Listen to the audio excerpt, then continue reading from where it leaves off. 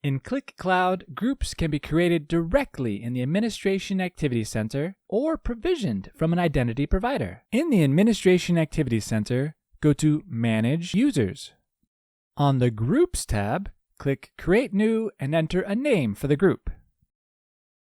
Optionally, add a description. To add members to the group, search for users by name or email. When done, click Create.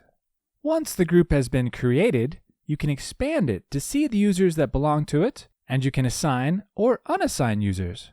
User groups are essential for effective identity management, helping administrators streamline user permissions and maintain a secure, organized system. You can create different groups depending on your organization's needs. In this case, we're going to create two groups, one for the sales team and another for the marketing team. After creating the groups, go to the Permissions tab to assign roles that will grant permissions to the group members. In this case, we assign the Analytics Admin Security role to the Marketing Team group and the Collaboration Platform Security role to the Sales Team group.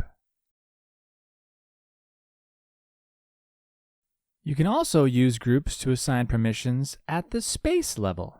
To do this, click Manage Members and then click the Add Member button. Search for the group you want to give access to the space. In this example, we add members of the Sales Team group to the Sales space and members of the Marketing Team group to the Marketing space.